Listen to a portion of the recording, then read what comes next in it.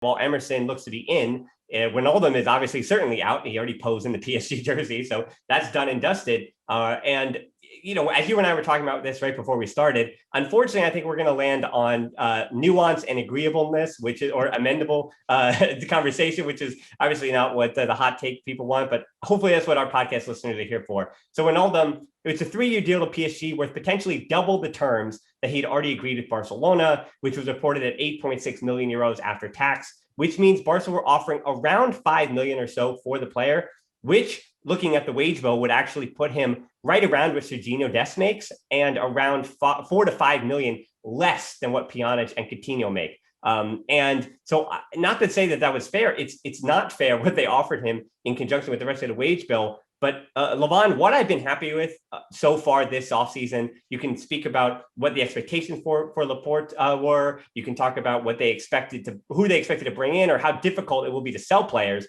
I think that's the more arduous and the more difficult task than it is to offer players a lower salary than they expect. But that said, I'm happy that Barcelona stayed.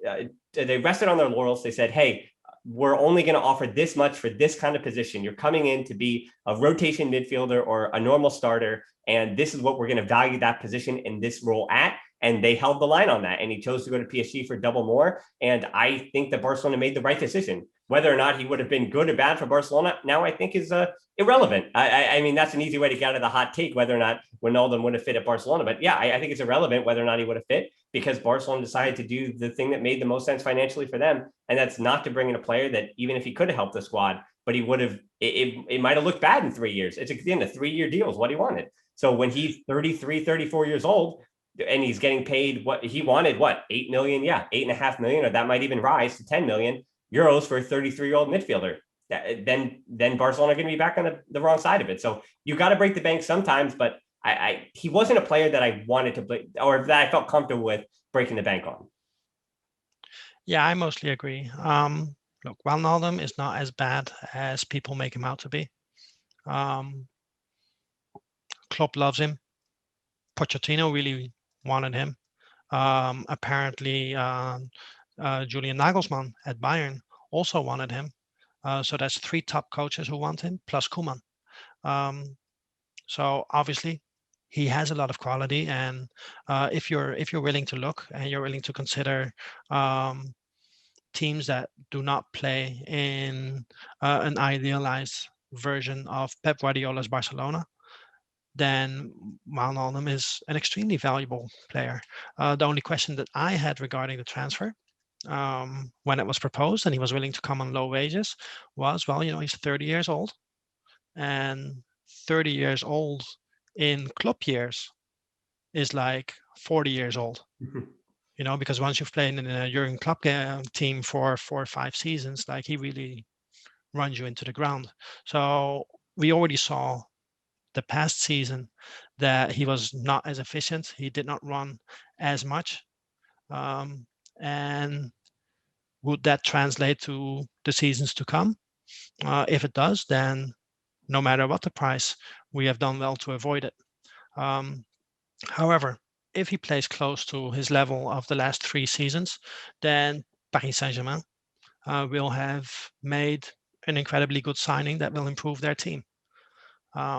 So I'm not sad that we don't get him. I wouldn't have been upset if we had signed him. I'm extremely happy that we did not meet Paris Saint-Germain's price of 9-10 million, which I heard was triple of what we were offering him, because that would have been insane. Yeah, I agree with that. And as far as his profile goes, he's a good player that was going to add experience. He was going to add some stability defensively, which I always say is an important part that people kind of forget about.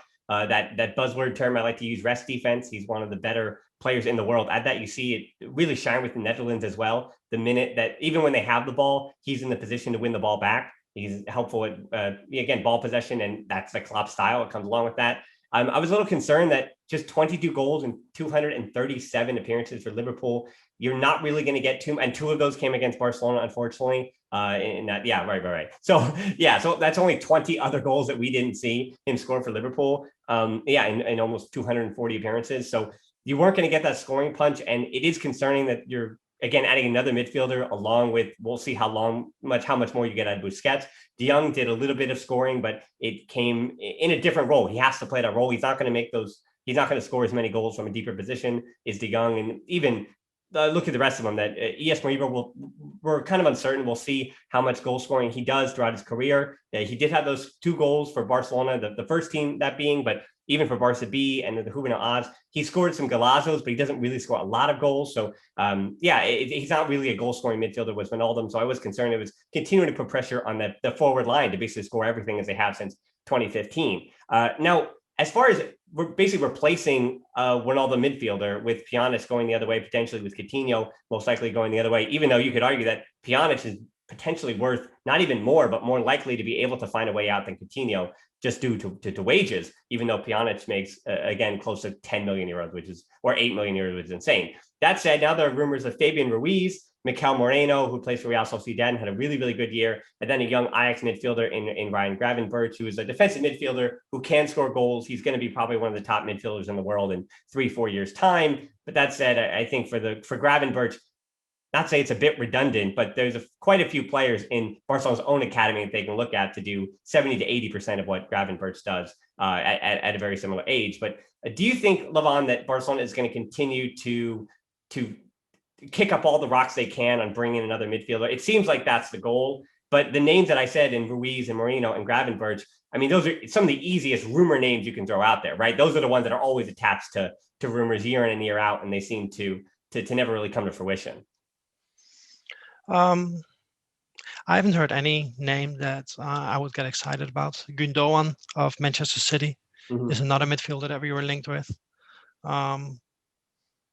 If we go for a physical midfielder, like say Fabian Ruiz is a bit more physical than others, right? Even though he also has that Spanish touch. There's no, first of all, he's worth a lot of money, and either if we sell players and raise that money, or if we use players in a trade, I don't see why we would spend it on him. As you said, the kid from Ajax, we have players in that similar mold that we can use ourselves. Mikel Moreno, again, 60 million is his release clause. Real Sociedad is not going to lower it a lot, even if they say they lower it to 40 million. I think we should use that money on other players if we raise it. I do think that Koeman wants somebody. I also think that Koeman would really like somebody in the Wijnaldum mold. Wijnaldum, by the way, does not score a lot of goals for Liverpool, but the way Koeman used him for Haaland, he had a very good scoring record. However, I don't see anybody on the market quite like that for a price that makes sense. So if it were my decision, I would just stick with what we have. We have also Collado, who can play in midfield. We have Ricky Puig, who I hope will get a lot more minutes. We have Alex Moriba, who will be with us from the start of the season and will be trusted even more. Koeman really believes in him. We still have Busquets, and we still have Frenkie de Jong. And I also think that it will be very difficult for us to sell Antoine Griezmann. And I think in an attacking midfield role, he can be valuable. Yeah, I also want to throw Nico Gonzalez's name in the mix. It came out that he'll probably do preseason with the first team, and all indications are they're kind of tipping their hat that we could see him earlier than later in that season. And I also, on Collado, it was unfortunate where this season he really, really played well. As I said, he was the best player in the third division as a right winger. Then for the last stretch of the season, when Ilash was always with the first team, Collado came back from an injury and played as an interior. And I don't really think that's where he's going to be a first team player. He can do that, but as you said, I throw Pujin as the interior every other time. And then of course I also want to throw in too with the wrinkle of Pedri that I know the stature and what he looks like physically doesn't matter, but his numbers, the advanced metrics for when he played at a defensive midfield spot, even when it was a double pivot going all the way back to the Champions League in the fall, he was better than you think he was as defensive midfielder, which again, it's easy to praise Pedri because he played everywhere in the midfield and was really good. most of the year and surprised and surpassed expectations. But now in year 2 with Pedri, it's okay. We're not surprised anymore. The other teams have seen it. They watch film. They know who he is. They're not going to be surprised. But because of all the things he can do, I mean, maybe Pedri again could do so much of what you'd be expecting in that position.